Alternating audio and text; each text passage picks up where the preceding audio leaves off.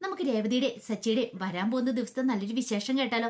എല്ലാ ദിവസവും ഉച്ചയ്ക്ക് ഒരു 1:30-2 മണിക്കുള്ളിൽ തന്നെ രേവതിയുടെ സച്ചിയുടെ പുതിയ പുതിയ വിശേഷങ്ങളൊക്കെ ചാനലിനകത്ത് അപ്ലോഡ് ചെയ്യുന്നുണ്ട് കേട്ടോ. മറക്കാതെ എല്ലാവരും കയറി കാണണേ. അങ്ങനെ നമ്മൾ കാണുന്ന സച്ചി രണ്ടാമതൊരു സെക്കൻഡ് കാറും കൂടെ വാങ്ങിയിട്ടുണ്ടായിരുന്നു. അങ്ങനെ രണ്ടാമത് വാങ്ങിയ ആ കാറ് സച്ചി വാടകയ്ക്ക് ഓടിക്കാൻ കൊടുക്കാൻ തീരുമാനിച്ചു. അതാകുമ്പോൾ കുറച്ച് പൈസ അതിനകത്തുനിന്ന് ഒരു വരുമാനം ഉണ്ടാവുമല്ലോ, അത് സൂക്ഷിച്ചു വെക്കാം, പുതിയൊരു റൂം കെട്ടാനായിട്ട് ആ പൈസ ഉപയോഗിക്കാം എന്നൊക്കെയാണ് തീരുമാനിച്ചിരുന്നത്. അങ്ങനെ എന്ത് ചെയ്യുവാണ്, സച്ചിയുടെ ഒരു കൂട്ടുകാരന് കാർ എടുക്കാൻ വേണ്ടി വരുവാണ്. ഈ സമയത്ത് ചന്ദ്രമതി ഹാളിലുണ്ടായിരുന്നു. ചന്ദ്രമതി ചോദിച്ചു, ആഹാ നീ ആ സച്ചിയുടെ കൂട്ടുകാരനല്ലേന്ന് ചോദിക്കാം. അതേ ആന്റി എന്ന് പറയണ. അല്ലെ എന്താ സച്ചിനെ കാണാൻ വന്നാന്ന് പറയണം. അപ്പോഴേക്ക് സച്ചി രേവതി അങ്ങോട്ടേക്ക് ഇറങ്ങി വന്നു. ആഹാ നീ വന്നോ, വരാൻ പറയണ. അപ്പോഴേക്കും രവീന്ദ്രൻ അങ്ങോട്ടേക്ക് വന്നു. പിന്നീട് രവീന്ദ്രൻ പറഞ്ഞു, അതെ ഇതാരുടെ സച്ചി, നിന്റെ ഫ്രണ്ടാണെന്ന് ചോദിക്കാം. അതെ എന്റെ ഫ്രണ്ടാച്ചാ. അല്ല രണ്ടാമത് വാങ്ങിയ കാറുണ്ടല്ലോ ഇവൻ ഓടിക്കാൻ കൊടുക്കാന്ന് ഓർത്തോണ്ട, അപ്പം വാടകയും കിട്ടുമല്ലോ എന്ന് പറയണം. ആ അതൊരു നല്ല കാര്യമാണെന്ന് പറയണം. ഇത് കേട്ടോണ്ടാണ് ശ്രുതിയും കൂടെ അങ്ങോട്ടേക്ക് വരുന്നത്. അവര് ഓഫീസ് കമ്പനിയിലേക്ക് പോകാനായിട്ട് അങ്ങോട്ട് ഇറങ്ങി വരുവാണ്. ഈ സമയത്ത് രേവതിയോട് സച്ചി പറഞ്ഞു, നീ പോയി ആ കാറിന്റെ കീ എടുത്തോണ്ട് വരാൻ പറയണം. അങ്ങനെ എന്തിയോടെ രേവതി കാറിന്റെ കീ എടുക്കാൻ പോയി. കീ എടുത്തോണ്ട് വന്നു കഴിഞ്ഞപ്പോഴത്തേനും സച്ചി പറഞ്ഞു, ഇതേ കാറിന്റെ കീ രേവതിയോട് നീ തന്നെ കൊടുത്തോളം പറയണം. അല്ല സച്ചിയേട്ടൻ നീ തന്നെ കൊടുത്താൽ മതി എന്ന് പറയണം. പിന്നീട് രേവതി അവന്റെ കയ്യിലേക്ക് കാറിന്റെ കീ കൊടുക്കുകയാണ്. എന്നിട്ട് പറഞ്ഞു, അതെ നല്ല രീതിയിൽ തന്നെ നോക്കിയൊക്കെ വണ്ടി ഓടിക്കണം, ഒരു കേടുപാടൊന്നും വരത്തില്ല കേട്ടോ എന്ന് പറയണം. അതൊന്നുമില്ല, അതൊക്കെ ഞാൻ നോക്കിയോ ഡ്രൈവ് ചെയ്യോളൂ എന്നൊക്കെ പറയണം. പിന്നീട് അവനങ്ങോട്ടേക്ക് പോയി കഴിഞ്ഞപ്പോഴത്തേനും ചന്ദ്രമതി പറഞ്ഞു, പിന്നെ വാടകയ്ക്ക് കാറ് കൊടുത്തിപ്പോ ഏതാണ്ട് വലിയ ഉണ്ടാക്കുന്നു, മല മറിക്കാൻ പോണു എന്നൊക്കെ പറയണം. രവീന്ദ്രൻ പറഞ്ഞു, എന്റെ ചന്ദ്രേ അസൂയയ്ക്കും കഷ്ണിക്കും മരുന്നില്ല എന്ന് പറഞ്ഞോണക്ക് നീ എന്തിനാ ഇങ്ങനെ അസൂയപ്പെടുന്നേ? അവനെ കൊണ്ടും രേവതിയെ കൊണ്ടും പറ്റുന്ന കാര്യങ്ങൾ അവർ ചെയ്യട്ടെ. ഇപ്പോൾ ആദ്യം ഒരു കാറുണ്ടായിരുന്നേ, അപ്പോൾ ഒരു കാറും കൂടെ വാങ്ങി, അത് വാടകയ്ക്ക് ഓടാൻ കൊടുത്തു. അപ്പൊ അതിന്റെ പൈസ അവർക്ക് കിട്ടുമ്പോൾ നല്ല കാര്യമല്ലേ എന്ന് ചോദിക്കും. പിന്നെ ലക്ഷങ്ങൾ വരുമാനം വരുന്ന പോലെ അങ്ങോട്ട് പറയണേ എന്നൊക്കെ പറഞ്ഞുകൊണ്ട് ചന്ദ്രമതിക്കൊരു പുച്ഛ ഭാവമായിരുന്നു. പക്ഷെ രേവതി അതൊന്നും കണക്ക് കൂട്ടാൻ പോയില്ല. അപ്പോഴേക്ക് ശ്രുതി പറഞ്ഞു, 2 കാറ് വാങ്ങിയപ്പോഴത്തേനും ഇവന് ഇത്രേ. ഇത് കേട്ടപ്പോ സച്ചി പറഞ്ഞു, എടാ എന്നെ സംബന്ധിച്ചിടത്തോളം 2 കാറെന്ന് പറഞ്ഞാൽ വലിയ കാര്യം തന്നെയാ. ഇത് 2 ഞങ്ങൾ 10 ആക്കും, 10 20 ആക്കും എന്ന് പറയണം. അപ്പോഴേക്കും രേവതി പറഞ്ഞു, വേണമെങ്കിൽ 200 വരെ ആക്കുമെന്ന് പറയണം. കാണണോന്ന് ചോദിക്കും. അങ്ങനെ രേവതി അങ്ങ് ദേഷ്യം പിടിച്ചു വന്നപ്പോഴത്തേന് സച്ചി പറഞ്ഞു, അയ്യോ വേണ്ടായേ, നീ കൂടുതലൊന്നും പറയണ്ട, സച്ചിക്ക് പേടിയാ, ഇനിയിപ്പോ വല്ല ഉഗ്ര ശബ്ദം എടുത്താലോ രേവതി. പിന്നീട് സുധിയോട് പറഞ്ഞു, എടാ ഞങ്ങൾ അധ്വാനിച്ചുണ്ടാക്കുന്ന, അതുകൊണ്ട് ഞങ്ങൾക്ക് അതിനകത്തുനിന്ന് കിട്ടുന്ന ഓരോ രൂപയും വിലപ്പെട്ട. ഇപ്പൊ ഒരു കാറോ ഓട്ടം കൊടുത്തിട്ടുണ്ടെങ്കിൽ അതിനകത്തുനിന്ന് കുറച്ച് വരുമാനം കിട്ടും, ഞങ്ങൾക്ക് അത് മതി, ഉള്ളത് കൊണ്ട് ഓണം പോലെ എന്ന് പറഞ്ഞാല് ഞങ്ങൾ അതുകൊണ്ട് ഞങ്ങൾ സൂക്ഷിച്ചു വെച്ച് ഓരോ കാര്യങ്ങൾ ചെയ്തോളാന്ന് പറയണം. ചന്ദ്രമതി പറഞ്ഞു, എടാ സുധി നീ ഇതും കേട്ടോണ്ട് നിൽക്കുമൊന്നും വേണ്ട, നീ ഷോപ്പ് പോയി തുറക്കാൻ നോക്ക്. ഇവനൊരു കാറും കൂടെ മേടിച്ച് കഴിഞ്ഞപ്പോൾ ഇവന്റെ അഹങ്കാരമേ. ഈ സമയത്ത് സുധി പറഞ്ഞു, എടാ നിനക്ക് ഒരു 5 മാസം കിട്ടുന്ന പൈസ എനിക്ക് വേണമെങ്കിൽ ഒറ്റ ദിവസം കൊണ്ട് കിട്ടുമെന്ന് പറയണം. ആയിക്കോട്ടെ, എനിക്ക് അതിന് കുഴപ്പമില്ലോ എന്ന് സച്ചി പറയണം. പിന്നീട് ശ്രുതിയും കൂടെ അങ്ങോട്ടേക്ക് പോവാണ്. ഈ സമയത്ത് രേവതി അകത്തേക്ക് കയറിപ്പോയി. രവീന്ദ്രന്റെ അടുത്ത് ചെന്നിട്ട് ചന്ദ്രമതി പറഞ്ഞു, അവന് ഒരു കാറും കൂടെ മേടിച്ചിട്ട് അഹങ്കാരം കാണിച്ചു കണ്ടോ രവിയേട്ടാ. എടി അവൻ കാണിക്കട്ടെ, അവൻ വെറുതെ ഒന്നുമല്ല, വാങ്ങിച്ചിട്ടല്ലേ കാണിക്കണേ, അവൻ അധ്വാനിച്ചുണ്ടാക്കിയ പണമല്ലേ, നിനക്ക് അതിനകത്ത് ഇപ്പൊ എന്താ ബുദ്ധിമുട്ട്? പിന്നെ നീ നിന്റെ മകനും കൂടെ ചെയ്ത പ്രവൃത്തി മൂലമല്ലേ അവൻ രണ്ടാമതൊരു കാർ കൂടെ വാങ്ങിച്ചെന്ന് ചോദിക്കോടെ. ചന്ദ്രമതി അതിന് മറുപടി ഒന്നും പറഞ്ഞില്ല. രേവതിയുടെ സ്വർണം അടിച്ചു മാറ്റി സുധിക്ക് വിൽക്കാൻ കൊടുത്താ, അതുകൊണ്ടാണ് ഇപ്പൊ ഈ പ്രശ്നങ്ങളെല്ലാം ഉണ്ടായിരിക്കുന്നത്. ആ പൈസയാണ് സുധി 2 ലക്ഷം രൂപ തിരികെ കൊടുത്തിരിക്കുന്നത്. എന്നാലും ഇനി 2 ലക്ഷം രൂപ കൂടെ കൊടുക്കാനുണ്ട്. പക്ഷെ അത് ചന്ദ്രമതി പറയുന്നുമില്ല. പിന്നീട് സുധിയാണെങ്കിൽ ഭയങ്കര വിഷമത്തോടു കൂടി തന്റെ ഫ്രണ്ടിനെ കാണാൻ ചെല്ലുവാണ്. അപ്പൊ പാർക്കിൽ വെച്ചൊരു കൂട്ടുകാരനുണ്ടായിരുന്നു, ഒരു ഫ്രണ്ട്. അപ്പൊ അവൻ്റെ നിന്ന് ഇടയ്ക്ക് പൈസയൊക്കെ കടം വാങ്ങുന്നതാണ്. അവന്റെ അടുത്തേക്ക് ചെന്നു. അവൻ്റെ അടുത്ത് എന്നിട്ട് പറഞ്ഞു, എനിക്കറിയില്ല ബ്രോ എന്ത് ചെയ്യണമെന്ന്, ആകെപ്പാടെ വല്ലാത്തൊരു ബുദ്ധിമുട്ടാ, രാത്രി കിടന്നിട്ട് ഉറങ്ങാൻ പോലും പറ്റുന്നില്ലെന്ന് പറയാണ്. അതെന്താടാവേ അങ്ങനെ? ഇന്നലെ രാത്രി എനിക്ക് ഒരു പോളെ കണ്ണുറങ്ങാൻ പറ്റിയില്ല, എൻ്റെ കൺമുന്നിൽ ആ ഭീഷണിയാ മുഴങ്ങണേന്ന് പറയണം. ഭീഷണി? എന്ത് ഭീഷണി? എനിക്കൊരു ഭീഷണിക്കത്ത് വന്നിട്ടുണ്ടായിരുന്നു. പിന്നീട് ആ കത്ത് അങ്ങോട്ട് കൂട്ടുകാരനെ കാണിക്കണം. അവൻ വായിച്ചു നോക്കി. അപ്പൊ അതിനകത്ത് ഭീഷണിയുടെ സ്വരത്തിൽ എഴുതിയിരിക്കുന്നേ, നിന്റെ കൂടെ നിൽക്കുന്നവര് നിന്നെ ചതിക്കും, നിന്റെ ജീവൻ വരെ അപകടത്തിലാന്നൊക്കെ പറഞ്ഞോണ്ട്. ഇത് കണ്ടു കഴിഞ്ഞപ്പോഴത്തേനും അവൻ ചോദിച്ചു, എടാ ഇതെന്താടാ ഇങ്ങനെ? എനിക്കറിയില്ല എൻ്റെ സന്തോഷേ, എന്ത് ചെയ്യണമെന്ന് അറിയത്തില്ല, ആകെപ്പാടെ ഞാൻ പെട്ടിരിക്കുക, ഇനിയൊരു പരിഹാരം വേണമെന്ന് പറയണം. എടാ നീ ഇന്നാൾ പറഞ്ഞില്ല ഒരു സ്വാമിയുടെ അടുത്ത് ഒരു കാര്യം ചെയ്താൽ അവിടെ ഒന്ന് പോയാലോന്ന് ചോദിക്കുക. സ്വാമിയോ? അല്ല ജോലിസിനോ മറ്റോ? അതാണോ? എടാ നിനക്ക് ഇങ്ങനെയുള്ള കാര്യങ്ങൾ വിശ്വാസം ഇല്ലായിരുന്നല്ലോ. എടാ അതൊക്കെ മുമ്പ്, പക്ഷെ ഇപ്പൊ എനിക്ക് നല്ല വിശ്വാസമാണ്. എടാ ജീവന് ഭയം ഇല്ലാത്ത ആരെങ്കിലും ഉണ്ടാടാന്ന് ചോദിക്കണം.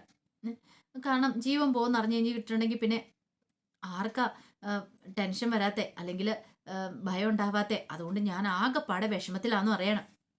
അത് കേട്ട് കഴിഞ്ഞപ്പോഴത്തേനും അവൻ പറഞ്ഞു, ഒരു കാര്യം ചെയ്യ, ബാ ഞാൻ കൊണ്ടാകാന്ന് പറയണം. അങ്ങനെ സുധിയേം കൊണ്ട് ആ ജോത്സ്യൻ്റെ അടുത്തേക്ക് ചെല്ലുവാണ്. ജോത്സ്യൻ്റെ അടുത്ത് ചെന്നപ്പോൾ ജോത്സ്യൻ ചോദിച്ചു, എന്താ പ്രശ്നം എന്താന്ന് ചോദിക്കുകയാണ്. അപ്പോഴേക്കും സുധി തന്റെ പ്രശ്നം പറയണം. പിന്നീട് ആ കത്ത് കൊടുത്ത് കാണിക്കണം. ഇത് കണ്ടു കഴിഞ്ഞപ്പോഴത്തേനും പുള്ളിക്കാരൻ പറഞ്ഞു, ആഹാ ഇത് പ്രശ്നം ഗുരുതരമാണല്ലോ എന്ന് പറയണം. അതെ ഇപ്പൊ പ്രശ്നമൊന്നുമില്ല, പക്ഷെ പ്രശ്നം ഉണ്ടാവുക എന്നുള്ള ഭയം മൂലമുള്ള പ്രശ്നമാണെന്ന് പറയണം. പിന്നീട് പുള്ളിക്കാരൻ ഇങ്ങനെ കവടി നിരത്തുന്ന പോലെ എന്തൊക്കെയോ നിരത്തി. എന്നിട്ട് പറഞ്ഞു, അതെ നിങ്ങൾക്ക് ഈ സമയം അത്ര ശരിയായ സമയമല്ല, നിങ്ങളുടെ മോശ സമയമാന്ന് പറയണം. മോശ സമയം? അതെന്താ? അതങ്ങനെയാ, നിങ്ങൾക്ക് കുറച്ച് മോശ സമയം, നിങ്ങളുടെ സമയദോഷ സമയമാണ്. അതുകൊണ്ട് ഞാൻ പറയുന്ന പോലെയൊക്കെ നിങ്ങൾ ചെയ്യണമെന്ന് പറയണേ. എന്ത് ചെയ്യണമെന്ന്, എങ്ങനെ ചെയ്യണമെന്ന് പറഞ്ഞാൽ മാത്രം മതി എന്ന് പറയണം. അതോ അതൊക്കെ ഞാൻ പറഞ്ഞു തരാമെന്ന് പറയണേ.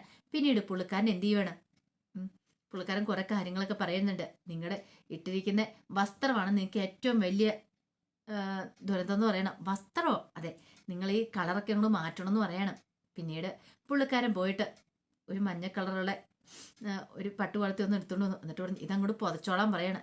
ഇതാ ഇന്നത്തെ ദിവസം ഇത് മതി. പിന്നെ 7 ദിവസം 7 കളറുള്ള വസ്ത്രമായിരിക്കും ധരിക്കേണ്ടേ. അത് ഏത് കളറുള്ള വസ്ത്രം ഏത് ദിവസം ധരിക്കണമെന്ന് ഞാൻ പറഞ്ഞുതരാമെന്ന് പറയണം.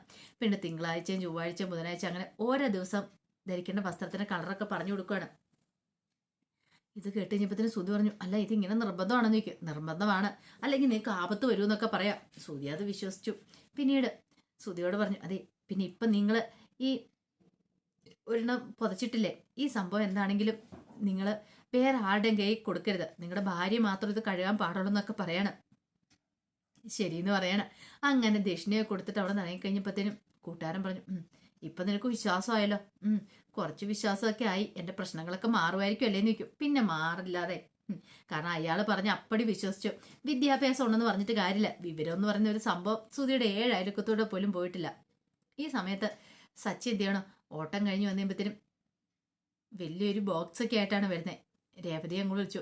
രേവതിയെ വിളിച്ചിട്ട് പറഞ്ഞു, ഇത് മതിയോന്ന് ചോദിക്കണം. രേവതി നോക്കിക്കഴിഞ്ഞപ്പം കൊള്ളാം, പൂട്ടൊക്കെ ഉണ്ട്, ഒരു കുടുക്ക, ഒരു വലിയതാണ്, നമ്മൾ ഈ കടയിലൊക്കെ ഡൊണേഷൻ ബോക്സ് പോലെ വെച്ചിരിക്കുന്ന അതുപോലത്തെ ഒരു വലിയ ബോക്സ് ആണ് കൊണ്ടുവന്നിരിക്കുന്നത്.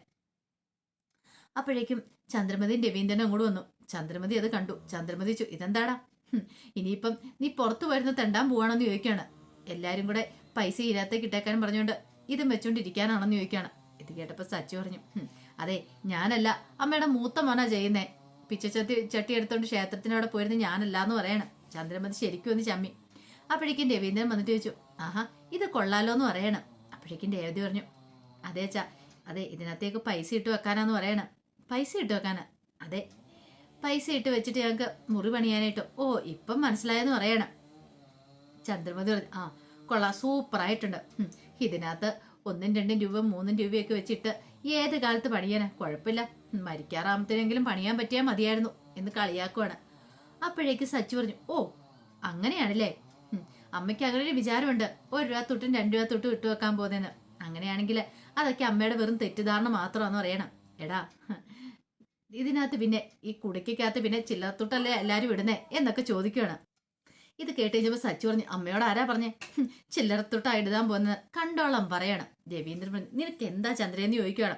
എല്ലാത്തിനും നെഗറ്റീവ് കണ്ടുപിടിക്കും, അവരെന്തേലും ചെയ്യട്ടെ, നീ അതിനകത്ത് തലയിടാൻ വരണ്ടെന്ന് പറയണം. കാണാം നമുക്ക്, ഇതിനേക്കാളും ഭേദം ഈ പിച്ചച്ചട്ടി എടുത്തോണ്ട് പുറത്തേക്ക് പോയിരിക്കുന്നതെന്നൊക്കെ പറയണം. അപ്പോഴേക്കുമാണ് സുധി അങ്ങോട്ട് കയറി വരുന്നത്. സുധി എന്ത് ചെയ്യണം, ഷർട്ട് കൂരി മാറ്റിയിട്ടുണ്ടായിരുന്നു, ബനിയൻ മാത്രം ധരിച്ചിരുന്നത്. ബനിയന്റെ മുകളിൽ കൂടെ ആ പട്ടുപോലത്തെ തുണി ഇങ്ങനെ പുതച്ചിട്ടുണ്ടായിരുന്നു. സുധിയെ കണ്ടു കഴിഞ്ഞപ്പോൾ തന്നെ സച്ചി ചിരിച്ചു. ആഹാ വന്നല്ലോ, ഇവൻ എവിടെയോ പോയി പിച്ചെടുത്തെന്നാ തോന്നുന്നേ, അതുകൊണ്ട് എങ്ങനെയൊക്കെ വന്നിരിക്കുന്നത്, ഏതോ ക്ഷേത്രത്തിൽ പോയി ഇരുന്ന ലക്ഷണം ഉണ്ടെന്നൊക്കെ പറയണം. അപ്പോഴേക്കും ചന്ദ്രമതി വന്നിട്ട് ഇതെന്താടാ, ഇതെന്തുപോലെ നിന്റെ ഷർട്ടൊക്കെ എന്തെന്ന് ചോദിക്കാം. ഷർട്ടൊക്കെ ഊരി മാറ്റിയും തോന്നേ, കഴിഞ്ഞ പ്രാവശ്യത്തെ പോലെ. എടാ ഷർട്ടൊക്കെ ഊരി കളഞ്ഞിട്ട് നിനക്ക് ഇത് എവിടെ നിന്നാണ് ഇത് കിട്ടിയിരിക്കുന്നത്, നീ എന്താ ഈ പൊതിച്ച് പിടിച്ചിരിക്കണെന്നൊക്കെ ചോദിക്കണം. അമ്മേ ഇപ്പൊ എന്തായാലും എനിക്കൊന്നും സംസാരിക്കാൻ സമയമില്ല എന്നും പറഞ്ഞ് സുധി അങ്ങോട്ട് മുറിയിലേക്ക് പോവാണ്. അപ്പത്തേനും സച്ചി ചിരിച്ചു. ഇവൻ വേറെ എവിടെയോ പോയി എന്തോ പണി കിട്ടിയിട്ടുണ്ട് എന്നൊക്കെ പറഞ്ഞ് ചിരിക്കുവാണ്. ചന്ദ്രമതിക്ക് ആകെപ്പാടെ നാണക്കേടായിപ്പോയി.